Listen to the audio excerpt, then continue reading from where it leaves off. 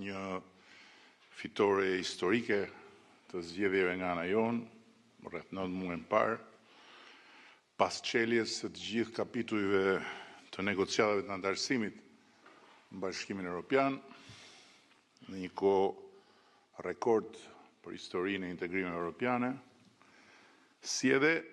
pas zhvillimeve që lidhen sa me ecurinë dhe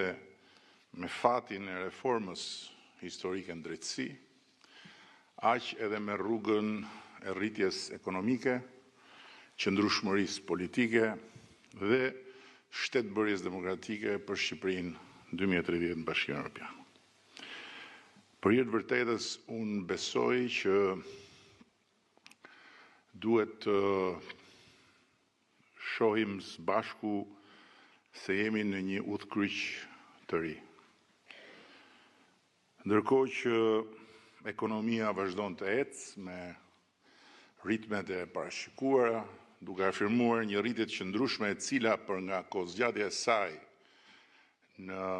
harkun e këtyre 35 viteve është e pakrahasueshme me asnjë periudhë të mëparshme, ndërkohë që Shqipëria vazhdon të shkëlqejë ndërkombëtarisht si asnjëherë më parë, duke u vlerësuar dhe duke u respektuar në çdo forum dhe instancë të marrëdhënieve ndërkombëtare, ndërkohë që projektet në zhvillim, në hartim e sipër apo në plan për t'u hartuar dhe zhvilluar në këtë mandat janë më të shumta dhe më domethënëse për nga impakti se kur më parë, udhkryqi ku ne ndodhemi sot paraqet sipas meje disa rreziqe, të cilat kërkojnë një kuptim të drejtë, një adresim të vendosur dhe një disiplinë të fortë nga ana jonë, dhe kur